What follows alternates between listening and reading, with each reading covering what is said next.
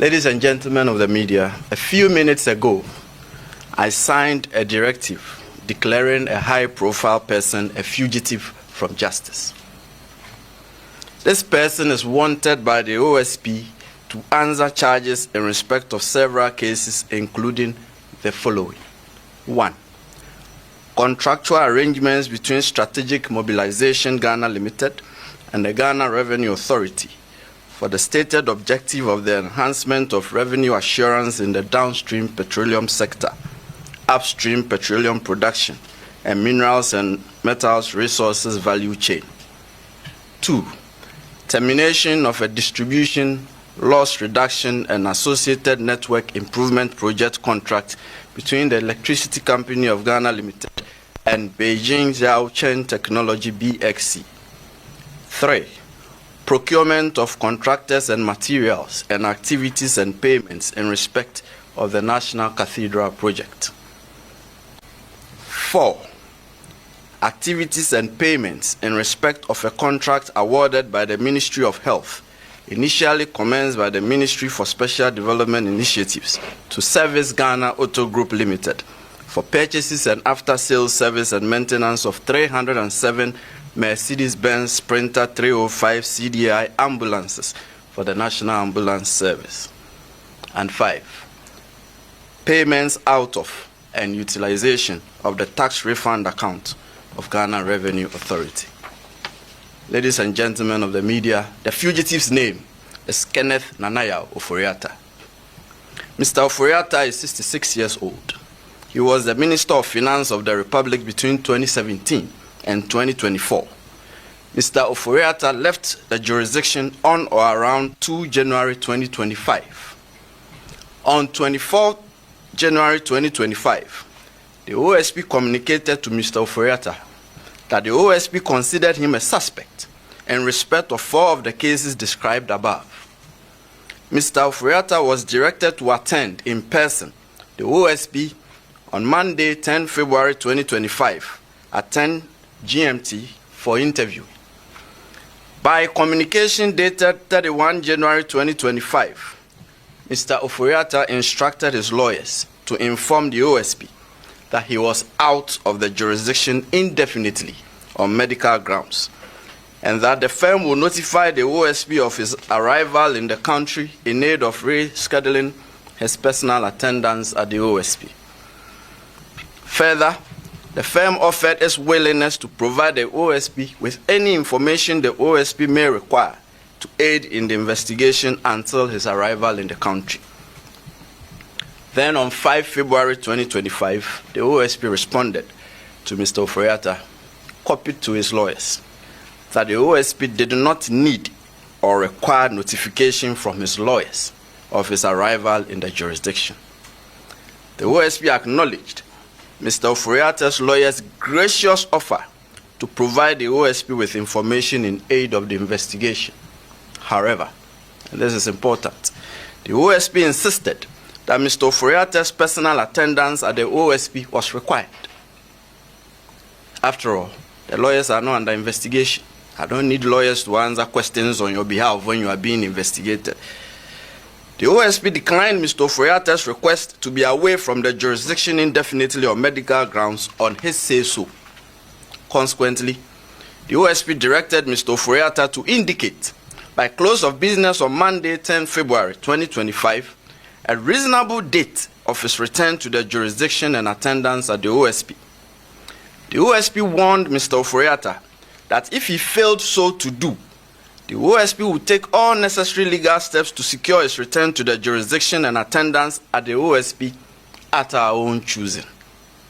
Subsequently, by communication dated 10 February 2025, that is just Monday, Mr. Ofori Atta's lawyers transmitted to the OSP a generic letter procured by Mr. Ofori Atta purporting to be from a doctor in a foreign jurisdiction, stating that Mr. Ofori Atta had been seen and evaluated, and that he was undergoing further testing and management and possible surgical intervention at an indicated future time.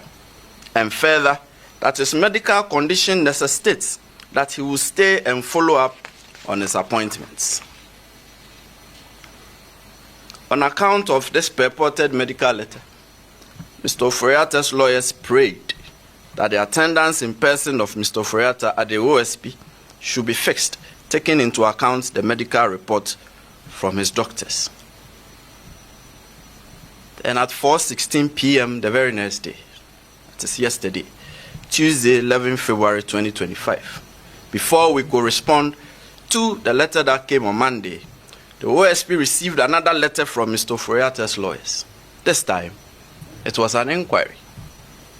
Mr. Ofori-Atta's lawyers wanted to know, and they stated that they were informed by the household of Mr. Ofori-Atta that in the morning of Tuesday, 11 February 2025, that is yesterday, 12 men, comprising 1 police officer, 4 military men, and 7 other men in plain clothing, visited Mr. Ofori-Atta's house, and that by threat of force, they were able to enter Mr. Ofori-Atta's house, and they undertook an exercise purporting to be a search of every room, office, gym, and other spaces in the house. Mr. Ofori-Atta's lawyers then inquired if the OSP could confirm that the actions of the 12 men were the instance of the OSP, so as to enable them to decide if a complaint to the police would be unnecessary. Mr. Ofori-Atta's lawyers then prayed for a prompt response from the OSP to prevent imposter action. We are now responding promptly, and we have chosen the course of answering Mr. Ofori-Atta's inquiry publicly at this briefing, considering the circumstances surrounding the purported raid at Mr. Ofori-Atta's house, media reportage of the purported raid, and in light of the reckoning that some media houses have stated emphatically that the OSP was behind the purported raid, and in light of the reckoning that the purported raid is being made to appear as if it was some untoward action by the OSP stemming from some contrived vendetta held by the OSP against Mr. Ofori-Atta. So, here we go. And this is our response to Mr. Ofori-Atta directly, but through you, the media. Mr. Ofori-Atta, the OSP did not raid your house on Tuesday, 11 February 2025, or on any other day. Mr. Ofori-Atta, the OSP did not cause any persons, however uniformed or bedecked, to raid your house on Tuesday, 11 February 2025, or on any other day. Mr. Ofori-Atta, that could not have been the OSP, and that is not our style. If the OSP enters your premises, you will not be in doubt as to whether it was the OSP that had come there, and your lawyers will not have cause to do an inquiry ascertaining whether it was the OSP. We have our unique methods of conducting searches, and we have uniquely designed insignia identifying ourselves, and not just by a statement that we are from the OSP. This is one such main insignia. A person cannot just show up and say they are from the OSP. It's cheap. Anyone can say that. But when the OSP enters your premises, you will definitely know by our insignia, our methods, and the way we identify ourselves that this is the OSP. As to state that the purported raid on Mr. Ofori-Atta's residence was staged, or at best, an imposter action in an attempt to court disfavor for the OSP and to derail the investigation. You know us very well. The OSP is never deterred by such occurrences, and the investigations will continue as by law prescribed. These occurrences and the OSP's intelligence, which will not be revealed at this time for fear of compromising the investigation, are very instructive as not to put premium on Mr. Ofori-Atta's alleged imminent peril should he travel back to the jurisdiction. In any case, the purported medical letter transmitted through his lawyers to the OSP did not state so or demonstrate so. The OSP is unconvinced that the purported medical letter transmitted by Mr. Ofori-Atta through his lawyers to the OSP represents a medical report to the effect that Mr. Ofori-Atta is incapacitated or is so sickly and invalid to the extent that he is physically unable to return to the jurisdiction without imperiling his life. No serious law enforcement agency, and certainly not the OSP, will be convinced that the purported medical letter stops it from demanding the physical appearance of Mr. Ofori before it in the described circumstances. We are of the firm conviction here that this is only a ruse employed by Mr. Ofori in aid of his intention to avoid returning to the jurisdiction and to personally answer questions in respect of the investigations. We are convinced that the real intention of Mr. Ofori is what was communicated to the OSP in the very first letter transmitted by his lawyers on 31 January 2025. That is, he has left the jurisdiction indefinitely. That was what was communicated to us at the first instance, and that is his intention.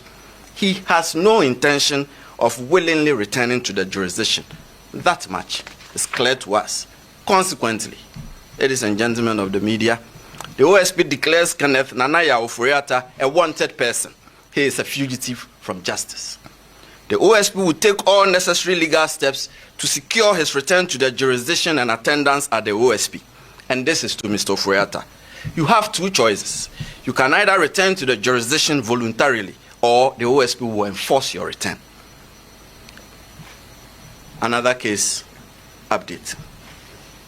The OSP has also commenced investigation into suspected corruption and corruption-related offenses in respect of the operations of the Minerals Income Investment Fund, MIF, especially regarding payments made in respect of Ejapa Royalties Limited, Small-Scale Mining Incubation Program, Quarry Value Addition Program, Asante Gold Corporation, Electrochem Ghana Limited, the Lithium Asset, that is Projected Lithium Focused Exploration and Development Corporation, Gold Asset 2, that is Enchi Gold Project, and all other investments by MIF, and funds expended on the chairman of the board of directors, the operational funds of MIF, purchase of parcel of land for intended office building, and all contracts and agreements entered into by MIF, and all publications, especially international publications by MIF. We are withholding the names of those under investigation for now, by targets 2 former officials and 2 serving officials of the fund. Third, the OSP has also commenced investigation into suspected corruption and corruption-related offenses in respect of an alleged embezzlement of 1.3 billion cedis from the Unified Petroleum Pricing Fund, UPPF, at the National Petroleum Authority, NPA. The investigation primarily targets the following persons: the coordinator of the UPPF, Mr. Jacob Amwa, NPA staff Frida Tando, NPA staff Wendy Ashon Newman, and the former chief executive of NPA, Mustafa Abdul Hamid. Lastly, it will be recalled that in the last quarter of 2023, the OSP and the Controller and Accountant General's Department jointly commenced corruption risk assessment and investigation into suspected corruption and corruption-related offenses in respect of government payroll administration. It is also recalled that the assessment and investigation are especially aimed at isolating and removing the names of non-existent, ineligible, and undeserving persons from government payroll, recovering wrongful payments and unearned salaries, prosecuting persons suspected to be culpable for any offenses, and the institution and implementation of internal controls in respect of payroll processing and payment of salaries. We further recall, as you do remember, that to facilitate the rollout of the investigation and assessment throughout the country, a pilot exercise was carried out in the northern region, covering educational institutions under Ghana Education Service and the Tamale Teaching Hospital, by a joint team comprising investigators, tracers, and assessors from the OSP and selected staff of the Payroll Processing Directorate of the Controller and Accountant General's Department between December 2023 and April 2024. Ladies and gentlemen of the media, I'm glad to announce to you that after thorough investigation, the OSP is now ready to commence the prosecution of persons suspected to have engaged in such conduct. So earlier today, I directed the Director of Prosecutions at the OSP to file criminal charges at the High Court in Tamale against the following 6 persons. 1. Yakubu Tahidu, a former teacher at Balogu MA Junior High School, Yendi, in the northern region. 2. Abdullahi Abubakari Sadiq, an integrated Personnel Payroll Database Coordinator of the Ghana Education Service in Yendi, Northern Region. 3. Sami Suk, a Schools Improvement Support Officer for the Yendi North Circuit, Northern Region. Mohammed Yusuf J., one-time headmaster of the Balogu MA Junior High School, Yendi, Northern Region. Stafford Kolete Azude Barres, an Assistant Chief Accounts Technician at the Controller and Accountant General's Department, Accra, the Greater Accra Region. And Osman Isahaku, a one-time headmaster of Balogu MA Junior High School, Yendi, Northern Region. The main charges are corruption of a public officer and corruption by a public officer involving the manipulation and siphoning of funds designed as fictitious salaries from the government payroll. The identified persons would soon be arraigned before the High Court in Tamale. Thank you for coming. Any questions? Yes, sir. It's always Elton.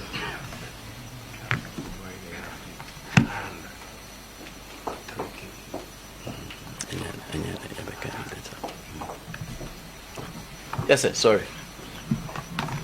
Thank you very much, sir. So you described Kenokrata as activity right away from justice. You declared him wanted, meaning you've come to the conclusion you have questions to answer regarding the investigations that you have conducted. You referenced the National Cathedral, the SML, and others. Are you able to provide us some details as to his exact role in these matters that you've come to the conclusion that you have questions to answer? Secondly, declaring him wanted. The claim here is that he is on an indefinite medical leave.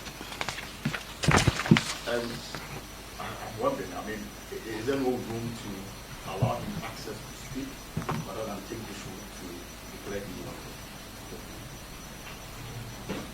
wanted? Let me answer. Elton, we'll carry the media along when we are ready to disclose the nature of his involvement in these investigations. When we started, it was 4, but by last week, it had become 5. So we're still opening it up. The more we go into it, the more we see things. So when we are ready to state, we either come here to address you, or we put it by way of publication on our website or directly to the media. Yes, indefinite medical review. We are not without the milk of human kindness to appreciate and reckon a person's medical condition. But when you conduct yourself in a certain way to suggest that all you are doing is just a ruse and that you have no intention of returning to the jurisdiction, that is the conclusion we have come to. You see, as I said, the first communication to us was clear, that he was away indefinitely from the jurisdiction on medical grounds. Then we pushed further. You cannot tell us that you've gone out of the jurisdiction on medical grounds on your say-so.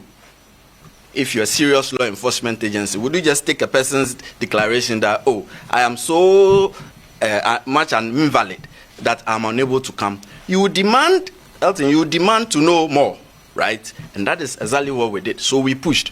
The response that came was unconvincing. That he may, at some future time, undergo possible surgical procedure. And I said something which is very crucial.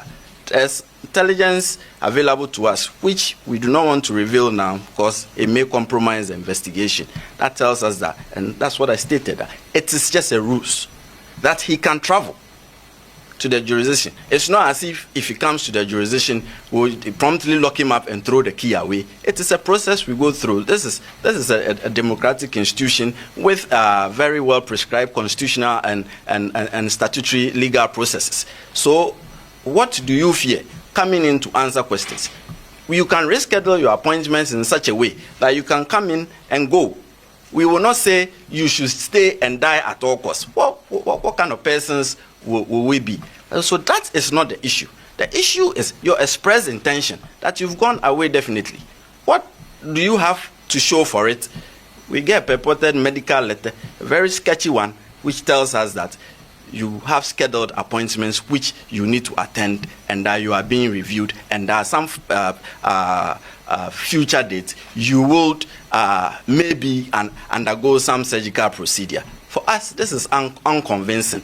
And as I stated in my briefing, the letter doesn't say you are so much of an invalid that you can't complain and travel to the jurisdiction. We all fall sick at some point, and we all go seek medical attention wherever. But if you are not at the point of death, if you are not bedridden, if you are not on a stretcher, this is a ruse, and we are unconvinced. As far as we are concerned, he just doesn't want to return to the jurisdiction voluntarily, and we have given him the chance so to do voluntarily, failing which we will pull him to Ghana.